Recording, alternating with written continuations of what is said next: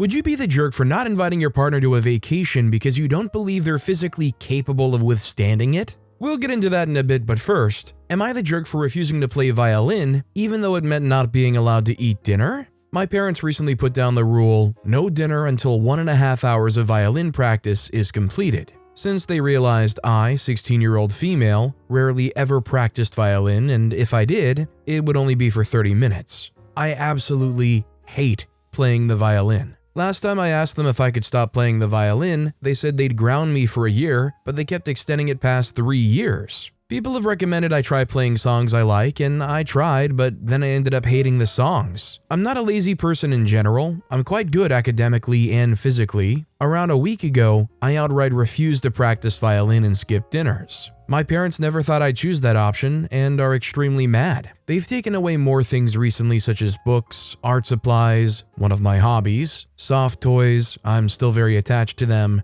breakfast, not that I ever ate it, clothing besides one basic outfit and my school uniform, etc. I'm still refusing to play the violin. I've spoken to my friends about this and they just told me to give in to their demands. Am I the jerk for refusing to play the violin? I don't think OP's the jerk for not wanting to practice violin. I mean, if you don't want to, you don't want to, and the parents are being weirdly restrictive, almost to the point of, dare I say, being abusive? I mean, taking away meals from your kid because they don't practice violin? That's not correct at all, right?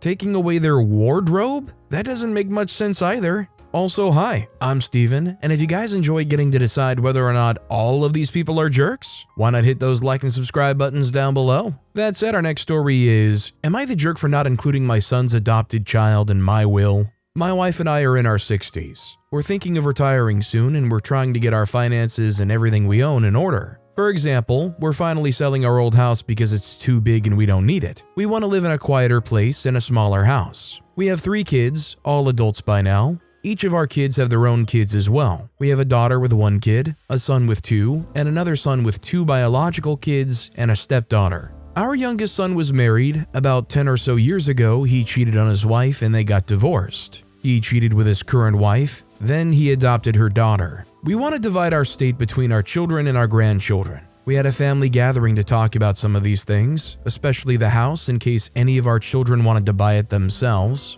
Our son got very angry when he heard that we're cutting off his adopted child from the will. We told him she's not our family, and we don't support his life choices and how he ruined his family. He told us to stop holding a grudge for something that happened years ago and accept the child, or cut him and his family off. My wife and I think that his new wife and the child are living proof of him ruining his family. Do you think we're wrong in this? She's a child and he's right that she's his, but does that automatically make her our family? He said we're treating his wife and daughter poorly and we're acting like jerks towards a kid. The stepdaughter and the adopted daughter are the same girl. My son married her mother and then adopted her. Questions. The girl was 1 or 2 years old when my son and his mother started their relationship. We don't see or talk to each other often, only in family gatherings. They live in another state. She doesn't call us her grandparents. What each of our kids is getting are family heirlooms and not money. All the money will be distributed between our grandkids and our will to hopefully help them get their education paid.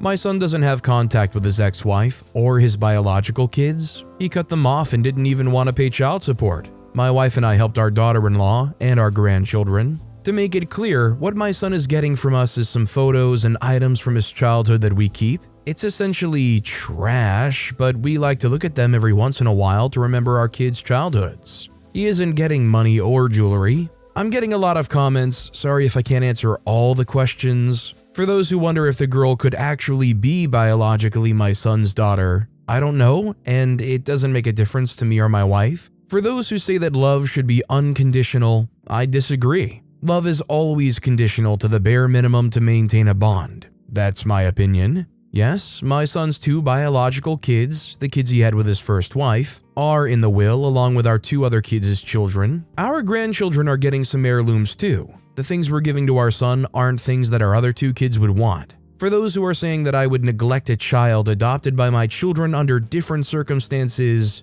no. This is all about the circumstances in which this girl and my son's new wife came into the family. I don't care if she's adopted or biological, it'll be the same for me. The circumstances in which my son cheated, which is bad enough, and proceeded to kick his family out and abandon them, are the reason why neither my wife, me, or the rest of our family has a good relationship with the three of them. My two other kids agree with us and aren't close to their brother either. So considering everything, I would say probably not the jerk, and the reason why is it stems from the fact that it seems like OP has completely cut their son off. All of the current relationship status stuff for their son is stuff that happened after they burned all those bridges and they're no longer in contact. So it's really all people that really aren't a part of OP or their family's life. It's not really about like the legitimacy of the kid. Our next story is, am I the jerk for telling my sister if she can't handle seeing our parents at my wedding, she shouldn't show up? My sister, 29, was a nightmare growing up. That is a fact, and my parents did not handle her well. She was 16 when they gave up and sent her to a camp. It was horrible for her. The moment she was 18, she left and was on her own. She hasn't been in contact with them since. A few years ago, we got back into contact and she's much better. In a much better place, and we've been slowly reconnecting. I'm engaged and my wedding is this year. I sent her an invite and she gave me a call. She asked if our parents will be there, and I told her yes. This is where we got in an argument. She wants me to not invite them or she won't show. That they were horrible to her and how dare I invite them. My argument was that they treated me well and it's not my fault they sent her away. Also, she was pretty feral as a kid, but I don't hold that against her. We went on for a while, but in the end, I told her if she can't handle seeing our parents, to not come. She hung up and thinks I'm being a jerk. Edit, since this has been asked multiple times, yeah, my parents tried therapy. My brother has no contact with her due to the extreme bullying she put him through as kids. The camp was a minor reform camp. Also, another point, when she was sent away, obviously my parents didn't know these camps were awful. They were advertised to helping kids, a safe place to help kids where parents can't figure it out. I don't think OP's the jerk here really. I think it's fair to say, hey, if the parents are there, I don't want to be there, that's completely understandable. But I don't think OP deserves to be berated for allowing the parents to be there. Especially considering OP doesn't seem to have had any negative experiences with their parents themselves. And as long as they're completely truthful about the fact that the parents thought they were helping, it doesn't seem like they were necessarily monstrous people. This next story is, am I the jerk for trying to show my house guest how it feels when she's constantly whale-tailing? Okay, so I'm a stay-at-home mom, 36. We thought it would be a nice experience to host an exchange student. So a person from Argentina has been staying with us. For the most part, things have gone great. She's in her sophomore year at a university nearby, and so she usually gets back from classes around the time my son gets home from school, and we'll have dinner together, maybe do some tourism stuff on the weekends. There's just one problem. One very awkward problem. For whatever reason, she doesn't seem to wear pants that fit her. That's the polite way of saying that her thong is always hanging out. I'm talking like Manny Santos levels of whale tail going on. I had no idea that it was back in trend. I had thought I'd left those treacherous days behind me, but apparently it's back with a vengeance. And just to be clear, I don't mean that her underwear is visible every once in a while when she bends over. I mean that her thong is right there every time we get dinner in a restaurant, or go golfing, or meet friends. This places me in a pretty awkward position. She's 18 and she's not my kid, and it's against my general moral compass to tell other adults how to dress. However, I'm awfully tired at looking at a random person's bum floss in my own home. I did try talking with her about it, but she brushes it off as if it was just an accident. 10 or 15 minutes later, I see her casually lift the band of her underwear so that it's back to being above her pants. So here's what I did about it. I needed to go run some errands and gave her a ride to the post office, only as soon as we arrived at the grocery store, her eyes went wide when I stepped out of the car. In the back of my drawer, I had found the loudest, most bedazzled thong that I owned and was wearing it a proud several inches above my own pants. I knew that the best way to make it uncool would be to adopt it myself. I could see her dying inside, but I pretended not to notice and told her how seeing her thong made me remember back to the 90s, how it was so cute and I was inspired to try it again, how fun it would be to whale tail together, etc. Needless to say, she didn't say very much for the rest of the evening. If her thong wasn't out of her pants, I would act pouty and tell her that it would be fun if we were matching. Since then, she's been really standoffish with me, to the point that other family members have noticed. Nobody but me knows about my little prank. It's making me start to wonder if it perhaps was too far. Am I the jerk? Personally, I don't think OP's out of line here. I think they did a classic parent move. If you're tired of some fad your kid is doing, you just gotta join in and act like that fad is the coolest thing to you too. That's when you jump in there with your whale tail sticking out going, yeah fam, no cap, whale tail's where it's at. If that ruins whale tailing for her, it's not OP's fault, they just wanted to join in. This next story is, am I the jerk for how I responded to my sister's HIV diagnosis? The long and very short of it is my sister recently got diagnosed with HIV. As far as I'm aware, this is from a hookup that she no longer has access to and was from a consensual encounter. She came to me on Sunday, cried about the results, and while I responded with sympathy, my reaction wasn't severe. I asked if she still had valid insurance and she said yes, so I said she'd be fine and that the worst of it is over then. She called me heartless and said I had no idea how ruined her life is. I kind of shrugged at her and said she just needed to adhere to treatment and she'd be fine. Again, this set her off and she called me an evil bench because I didn't see how awful her life was about to be. And I admit I may have been crass and said, I don't see how a mildly steep copay is going to kill you. She was very angry with me and left me to sit on the interaction. My mom and dad are upset that I wasn't as sympathetic with her because she truly does feel as though her life is over, and at the end of the day, it's still a big deal. Am I the jerk for how I responded? Edit, I don't blame my sister at all for her diagnosis. No one should expect to get a disease from a single encounter, and I don't think it's earned or justified by any means. I love my sister. She is my only sibling and I helped raise her. And while the situation isn't perfect or ideal, I still love her very much. And my response was based in logic. It didn't come from a place of hatred or resentment. I just thought logic would help. Please stop asking if I'm autistic, that's really not relevant. 200 comments and 2 hours later, I already see where things are going. I love my sister to death and I would do anything for her. And she needed me to be her rock and I was a little too solid and literal with her. I called her and explained my side and even linked the post to her. We cried over FaceTime and I told her I was so very sorry for making her feel like she didn't have any support. I'll be accompanying her to her follow-up next week. She needs to know she's loved and cared for right now, so that's what I'll do for her. And for the strange amount of you who are asking if I'm on the spectrum or assumed it, and to the one person who sent me a test,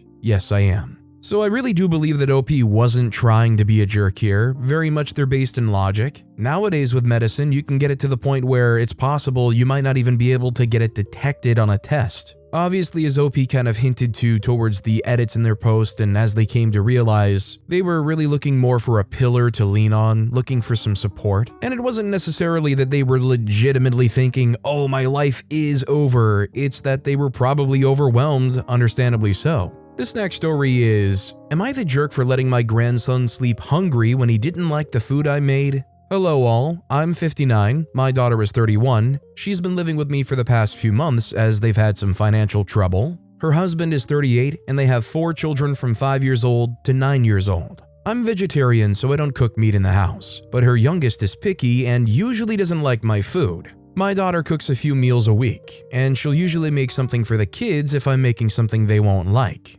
Last weekend, my daughter said she was going out with her friends, and I assumed she would be home by dinner because she didn't say anything specifically to me about doing anything for the kids. She wasn't back by 9 and the kids were hungry, so I called her but she didn't pick up. Phone probably dead. I just made rice and steamed veggies for myself because I wasn't too hungry or in the mood to cook properly. I offered some for the children and the 2 older ones ate. The 5-year-old was upset though and asked if I could make chicken nuggets for him. We did have chicken and breadcrumbs, and I know how they're made, but I didn't feel good about cooking meat, so I told him he can wait until his mom comes home. He got upset and threw the plate of food down and it broke. I picked up the ceramic pieces but had him help clean the rice. He was upset about that too. My daughter wasn't back until 11 and the kid went to sleep after a little while. My daughter was really upset that I let him sleep hungry. And I said it was one evening and he's not starving. She said I could just get over myself and make the dang chicken. Then I told her he broke a plate and she got even angrier that I asked him to clean like a maid when he's a little kid. I think she coddles him and I told her so.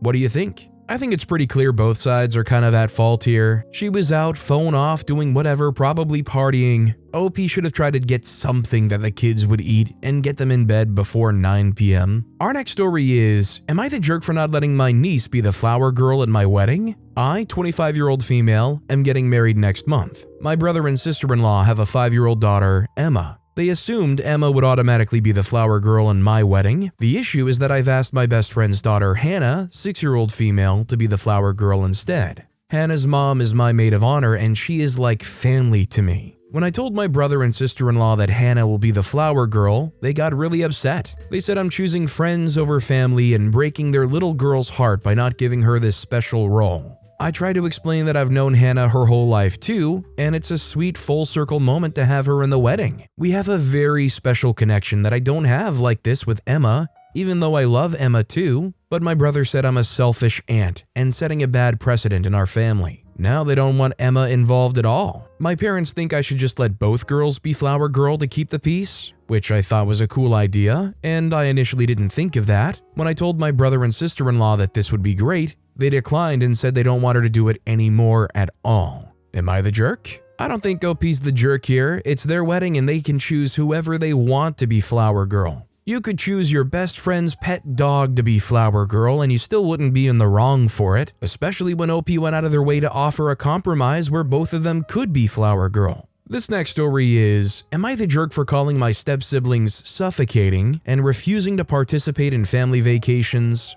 My dad got married to Liz 4 years ago. I, 15-year-old male, was spending equal amounts of time with both my mom and dad, and the custody schedule was me swapping houses each week. Liz has 3 kids from her first marriage, and those kids are 10, 8, and 7 now. The kids were clingy from the day they moved in, but then in June and July 2020, I was living there exclusively because my mom ended up in the hospital. I couldn't do anything without the kids being in my face, and every time I asked Dad and Liz to help me stop them, they refused and the kids didn't listen to me saying no. My dad told me I would never get another chance to have siblings and to embrace and nurture the relationship with them. I told him this was making them feel more like burdens than siblings, and he told me I was too young to see them that way and dismissed my need for space. It was a huge relief when Mom got better and I could go to her house for breaks. By the time I was 12, I'd asked my mom if she could go to court to change the custody deal so I could spend more time with her. I was 13 when it was successful. My dad was upset, and Liz was kinda mad that her kids would miss me more than they did while I was at Dad's. My uncles, Dad's brother and his husband, even said how strangely clingy the kids were, and they found it weird that every time I was with my mom, the kids would be asking when I could come home and why they couldn't see me. I wouldn't even be gone a day, and they would ask that.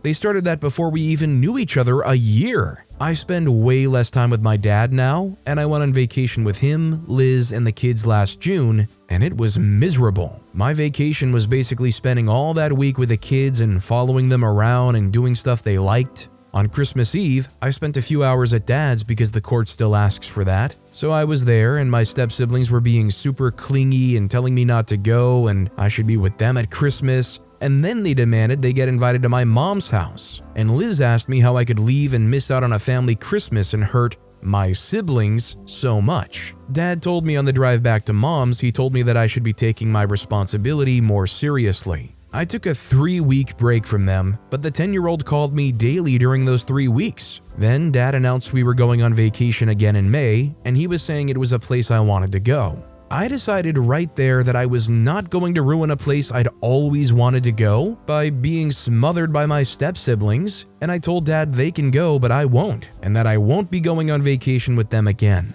He was surprised, and he told me I had to go, and I said I don't and I won't, and he asked me for one good reason why, and I told him my step-siblings would ruin it by suffocating me, and that he and Liz would do nothing about it. Dad called my attitude nasty and said I should be ashamed of myself talking about them like that.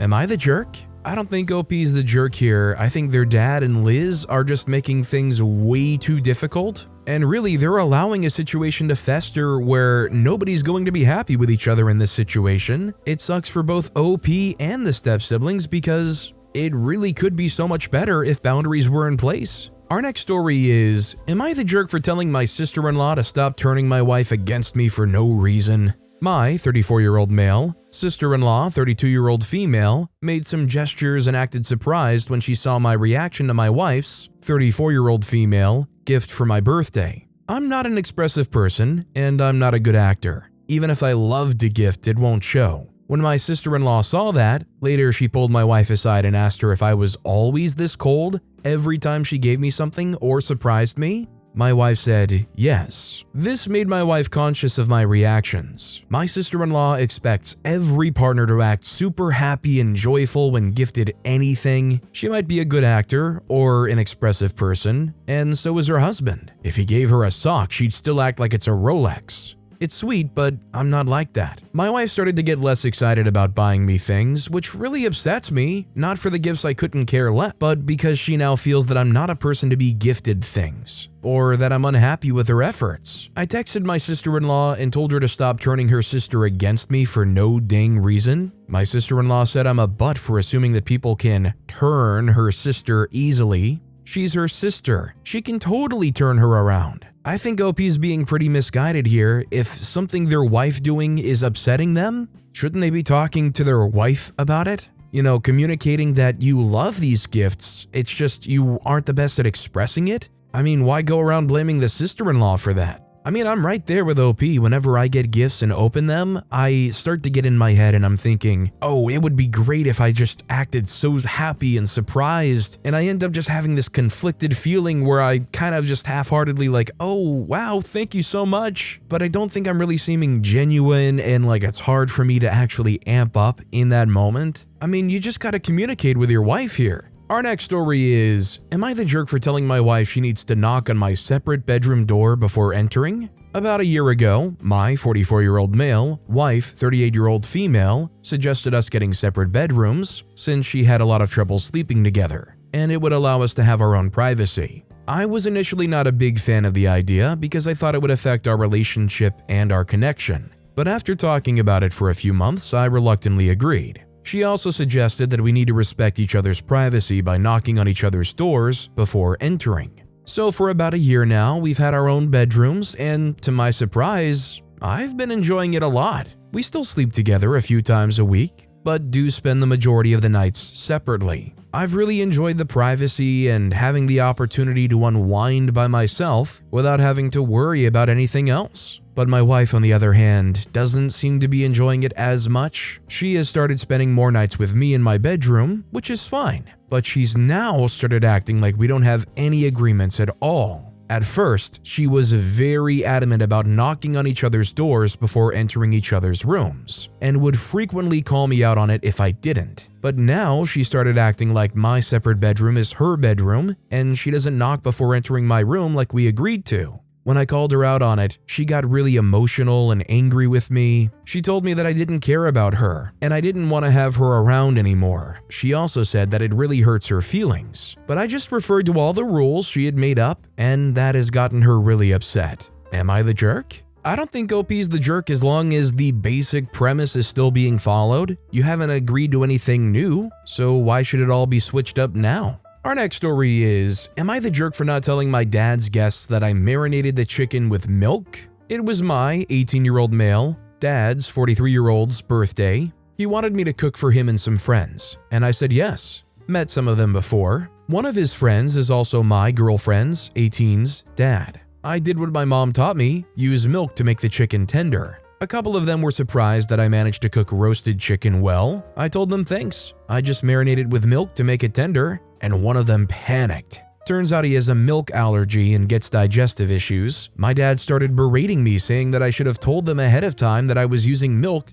to check if anyone is allergic, that it was careless of me not to check first when milk is a common allergy. Update, talked to the guy about it. I told him I'm sorry I didn't ask first, and he said it's his fault for not telling me. He then assured that he didn't get any reaction and that milk only makes him gassy. He said it's actually him being lactose intolerant, but that he sometimes says allergy instead. Well, first of all, you can't go around saying allergy if it's just lactose intolerant. I mean, if you went to a restaurant and you said you have a dairy or a milk allergy, unless that's a place that's already like dairy free, they're going to have to do a lot of work in like a kitchen and a lot of prep work. That said, I do think it raises a good question. If somebody is hosting a party, is it on the party hoster to ask if anybody has allergies? Or is it the attendee's responsibility to make sure it's known without ever having it been prompted to share that in the first place? Our next story is, am I the jerk for not inviting my boyfriend on a physically extensive vacation because I do not believe he's capable? I planned a physically extensive vacation, horseback riding through the mountains for 10 days, prior to getting in a relationship with a guy that has a bad knee and a bunch of GI issues, including being an extremely picky eater and unable to drink plain water. When I told him about the trip,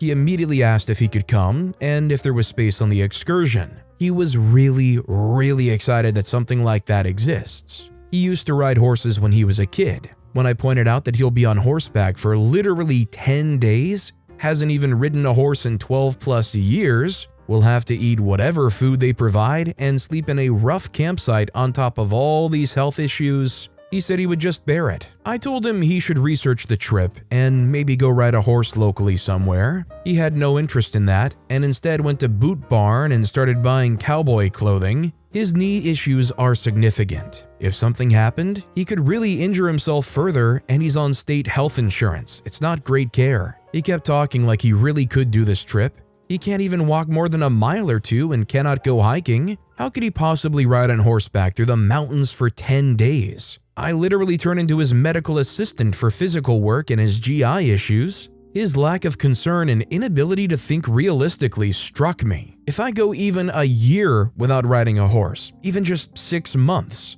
then I'm in serious pain after 2 hours of riding. This would be 10 whole days, not to mention the GI issues. He has sporadic GI issues that cripple him for hours. So the thought of 10 days of me having to worry about him, likely having to help him out a lot, and the risk was real that he may not even be able to finish the trip at all, had me really starting to dread the trip. I ended up having to tell him that I really want to just do this trip solo, as I'd originally planned it. I am a professional rider and I want to get the most out of this trip. He's mad at me and will not acknowledge his physical impairments. Am I the jerk? Edit, the water thing. He is physically able to drink water. He says it worsens his heartburn, and that's why he needs to drink soda, chocolate milk, and flavored water. He also cannot eat normally. I've only ever seen him eat chicken fingers, plain cheeseburger, just bun and patty, mildly spiced Thai curry, pizza, Kraft mac and cheese, and other packaged foods. He says he cannot eat vegetables. I've never seen him eat a vegetable with the exception of the ones in the Thai curry.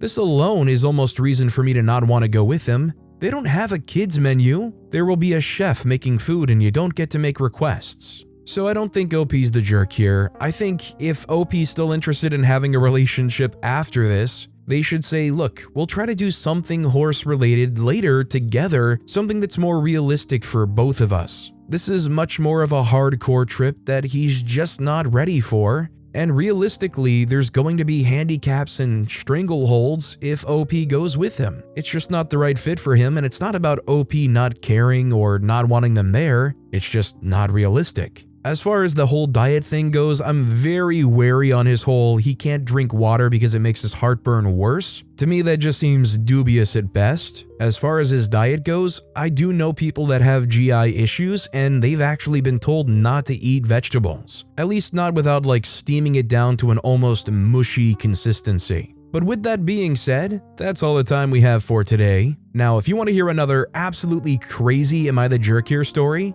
check out that video on the left, or if you missed my latest video, check out that video on the right. That said, I'll see you all next time with some more stories.